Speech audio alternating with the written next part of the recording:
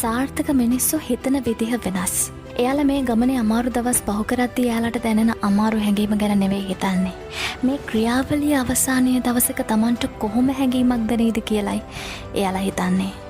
දැනට මේ අමාරු දේ කරන්නේ කොහොමද කියලා දන්නේ නැතත් ඔබ කොහොම හරි ඒක කරන්නයි යන්නේ කියන සිතුවිල්ලයි වැදගත්. ඉතින් අද ඇක්ෂන් එක ගන්න.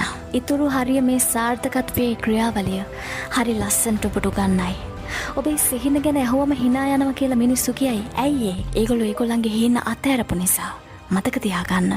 ලොකු හීන යථාර්ථවාදී නෑ කියලා හිතන්නේ අරමුණක් නැති මිනිස්සු විතරයි. ඔබට බෑ කියලා දෙයක් නෑ. දන්නවද? ලෝකේ ලොකුම සතුට තියෙන්නේ මිනිස්සු බෑ කියපු දේවල් ලස්සනට කරලා පෙන්නන්ති. ඔබ පැරදිලා මුල්ලකට වැටිලා ඉන්න කෙනෙක් නම් මේ දැන් ඉඳන් ඔබේ කම්බැක් ස්ටෝරි එක ලියන්න පටන් ගන්න. ඔබේ නියමම අනාගත ඔබව අතාරින්න ලෑස්ති වෙන්න එපා. මේක ලේසි වෙයි කියලා හිතන්නත් එපා. මොකද මේක එහෙම නෑ. දෙවියනේ ස්තුතියි මට ලේසි පාරක් පෙන්නුවට කියලා කියපු එක සාර්ථක මිනිහෙක්වත් මේ ලෝකේ නෑ. සාර්ථකත්වය කියන්නේ ඔබේ සියලුම බලාපොරොත්තු සුන්වීම් වලින් ඔබ සර්වයිව් වුණාට පස්සේ සිද්ධ වෙන දෙයට. ඉතින් හෙටින් පස්සේ එන හොඳම දවස් වෙනුවෙන් අද වගේ දවස් ඔබට නරකම විදියට දැනෙද්දිත් වැඩ කරන්න වෙනවා. එතකල් ඔබට තාමත් ලැබුණේ නැති ප්‍රතිඵල ගැන පසුතැවෙන්න ලෑස්ති